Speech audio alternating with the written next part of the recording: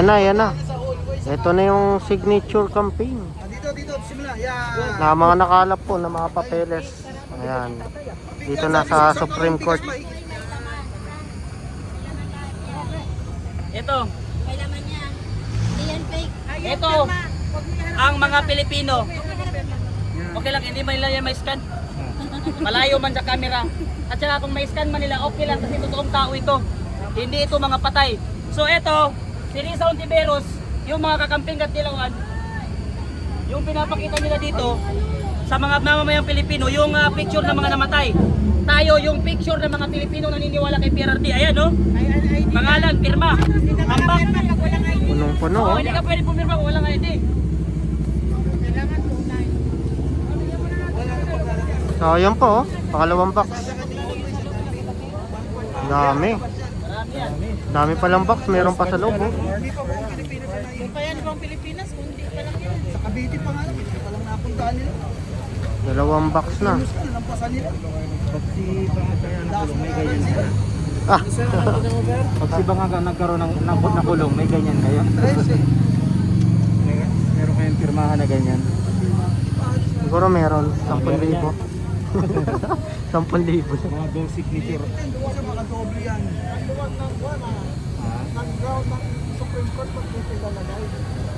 Ayun po, may box pa doon sa loob. Oh. Pwede May dalawa. Pwede pala isa.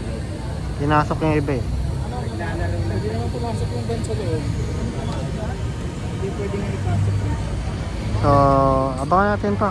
Nilalabas isa-isa yung ano eh. Yung mga papel na nakalap po sa Luzon, Visayas, Mindanao, mga signature campaign, Tay kami naman. Hindi pa nagsiswimming, madilim na. 100,027. Higit 100,000. Ayun, no, meron pa doon. Oh. Ayun, pasok ko na lang ha. Doon sa loob, nilalabas na yung pangatlong box. Explain ko ba? Nagulat kasi sila, ang dami. Ay, ganun? Oo. Kaya Dami. Yung mga perma nyo, nandyan na, nandito na. pinatigil kasi parang may iniwan. Ah, meron pa oh. Yan, nilabas na. Ganun din, may Preston tayo mamaya. 12 to 3. Sa hotel. Sa cabin. Yan ang... City Garden. Ano? City Garden. Ayun, City Garden. Dito lang yun, di ba? City Garden. Tatlo. Sa Mabilis. Kanina. Tuloy kapag katabi mo sa engineer. Oo, tuloy lang. Kung si hindi nagsabi.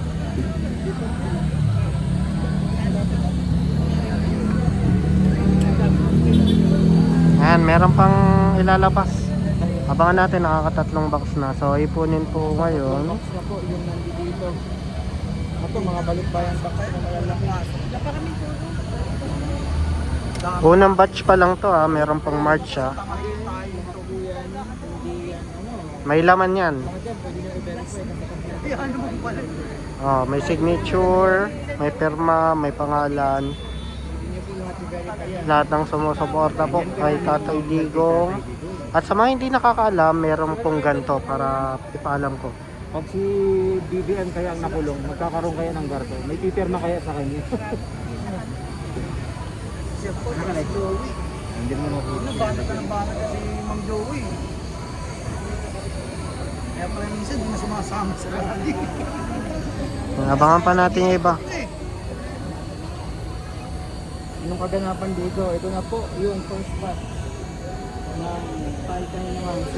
So sa mga hindi rin nakakaalam, legal po ito pagkalap po ng perma para po litisin po dito. Ngayon kung ano po yung mapag-desisyonan dito po sa Supreme Court, yung karespeto at ayun, kung umagree dito may habol tayo, no? At possible na makauwi po si Tatay Digong. Dahil nga itong Supreme Court at patas at wala dapat kinikili nga, hindi dapat namumulitika, kundi nasa gitna lang. Kung ano lang yung tama. Ayun. Sir, lalaki ako. Thank you po sa inyong support sa effort ninyo no, to keep any minute now lalabas si Joey. Tatawagin ko lang yung mga petitioners na nag-sign para makilala ninyo. Sa pagpunta namin today, no, kasama namin ang Barm community, nagmula pa Cotabato, lumipad sila dito para suportahan. Hanapin ko lang sila para makita natin ang bar. Sir, bar doon, sir. So itong mga nasa baba, ayun yung mga pirma. Ayan na sila. Patawag, andun yata po sa Rawad. Nag-lock yun. Yung taga-barm, nandito ba? Yung taga-barm dyan? Yung taga-barm? Nandiyan po ba? Tapos po, aside sa barm, kasama rin po may dumating din po mga taga Davao City, si Tita Janet. Kasama din po namin taga Dipolog, dumating din po. Mga taga Dumaguete, dumating din po. Tapos, meron din po tayong mga kasama na galing po po Tabato. Meron din po tayong mga kasama galing po from Cebu.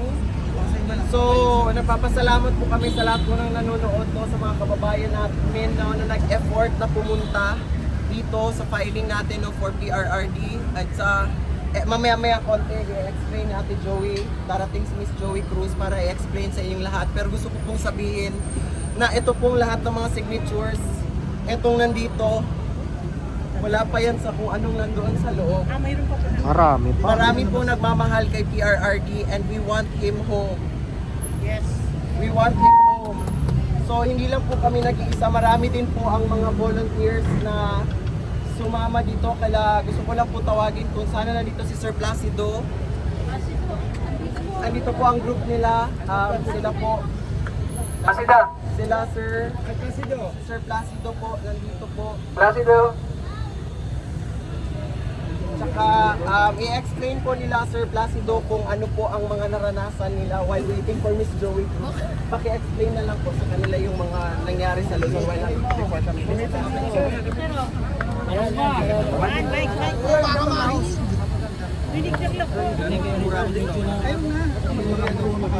Una po sa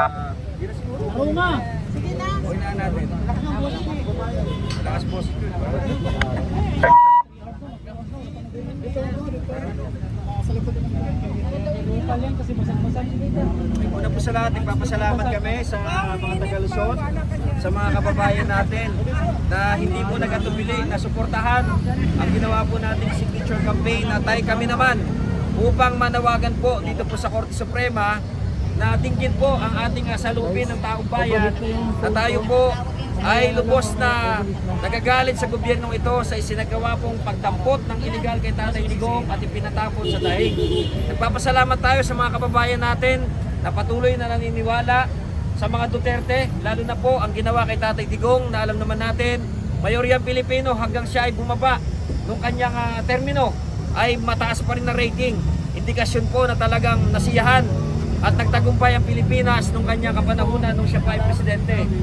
Kaya tayo po ay lubos na nagpapasalamat mga kababayan sa Luzon, ganoon na rin sa Visayas at Mindanao. At doon naman po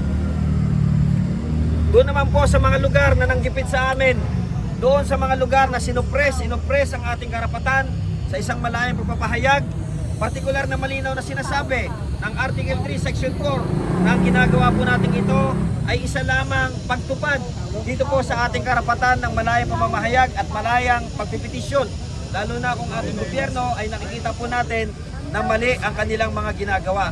Kaya dito po sa mga taong ito, sana bilang mga lingkod bayan, bilang binigyan ng mandato ng mamamayang Pilipino, sundin ninyo ang batas, sundin ninyo ang konstitusyon, sundin ninyo kung ano ang sinasabi ng mga titik at letra na nakasulat, at huwag nyo pong babuyin ang karapatan ng sambayan ng Pilipino katulad na lamang ng ginawa ninyo dito po sa karapatan ng ating Pangulo na siya ay bigyan ng tamang legal na pamamaraan at proseso, at dapat kung siya man ay may pananagutan, dapat dito sa Pilipinas gawin at hindi sa ibang bansa muli. Taos puso po kami nagpapasalamat sa mga sumuporta, lalong-lalo na yung mga nasa likod, kung bakit po kami nakakakilos, nakakagalaw. Maraming salamat po sa inyo doon sa mga nagbigay ng kanilang oras, anumang araw. Maraming salamat po sa inyo. Pagpapakita lamang na buhay na buhay ang bayanihang Pilipino. Maraming salamat. Saludo, Bansang Pilipinas.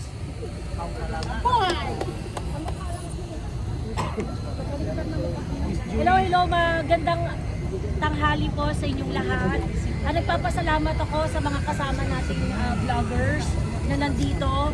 Maraming salamat. Itinawid namin Ang Tay kami naman, ang una naming filing na wala kaming ibang kabalikat kundi ang mga kapwa namin vlogger. Maraming salamat sa inyo sa pagpapakalat ng advokasiyang ito.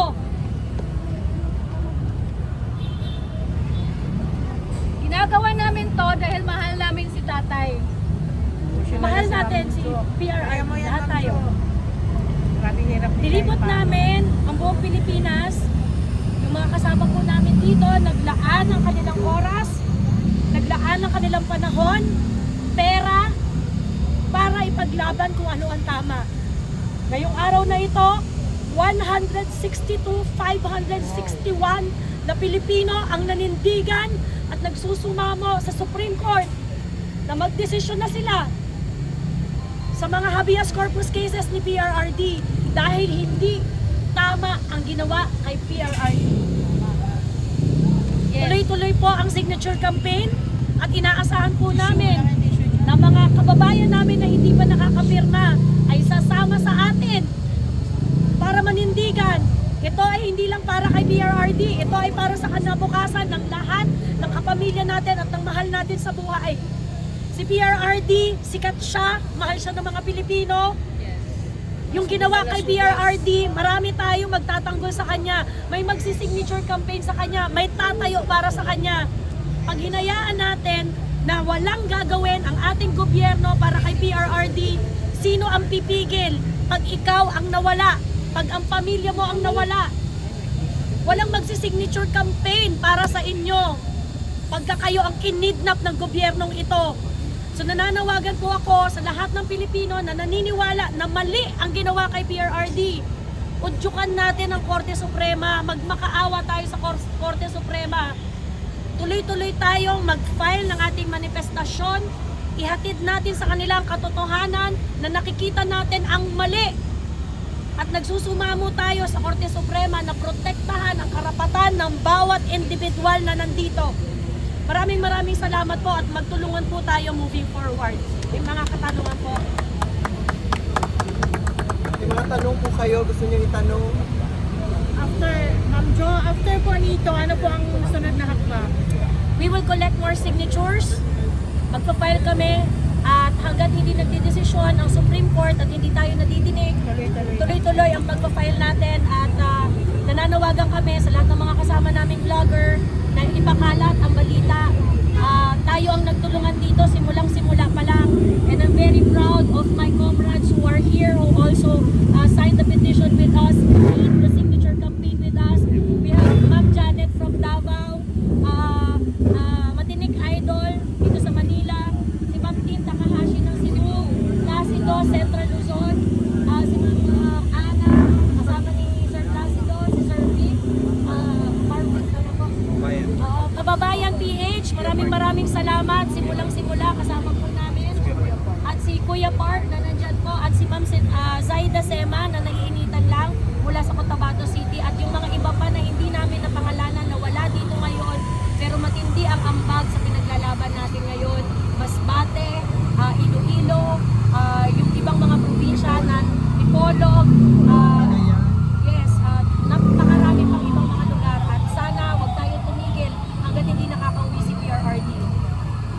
Tayo naman ang magtanggol kay PRRD. Yes, maraming salamat. Nagpapasalamat din po tayo. Walang sawang sumusuporta sa atin ito, no? Ang kanilang Pangulo, si Kuya Unin, ang DRS Riders. Maraming salamat.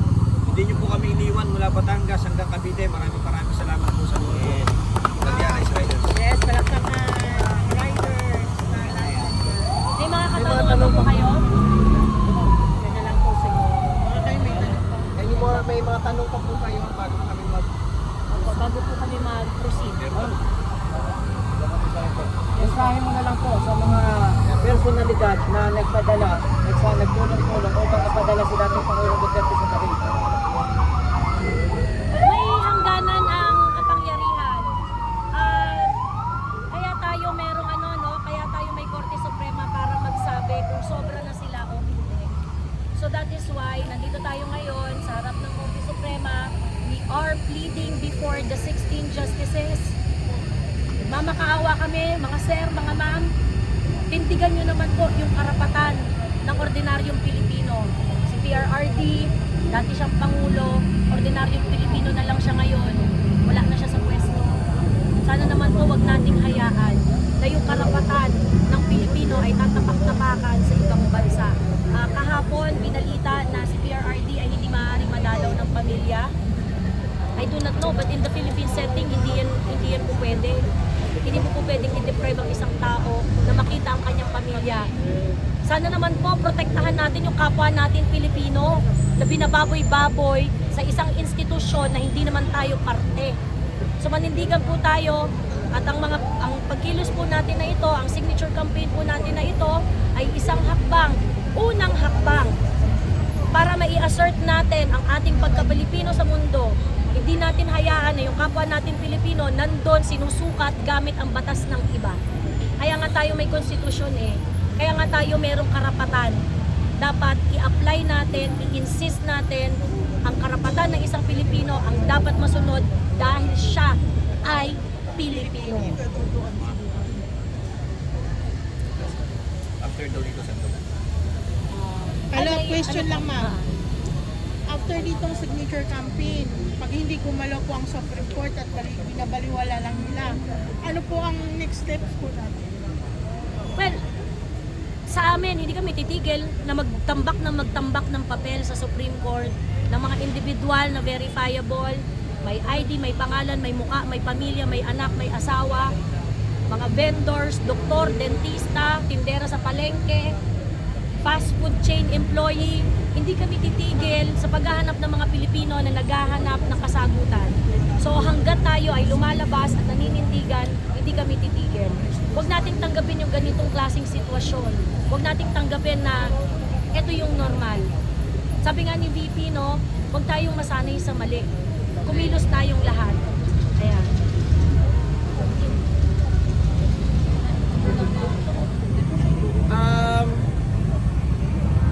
As a Davaoenyo, reborn and raised, I got that opportunity to defend somehow former President Rodrigo Roa Duterte by this opportunity na nabigay sa akin. And I've witnessed sa pag-iikot namin sa Pilipinas, Luzon, Visayas, Mindanao. I saw it myself with my own two eyes kung gaano po minahal ng Pilipino si PRRD. Hindi ganito karami ang signatures. Kung walang nagmamahal kay PRRD, lahat sila pumunta, lahat sila nakiisa, and nananawagan din po ako, sabi nga ni Ate Joey, hanggat hindi sila sumasagot, maraming Pilipino ang tatayo para kay PRRD until he is back home. Tulungan niyo po kami magdasal, makiisa po tayo hanggang siya ay makabalik.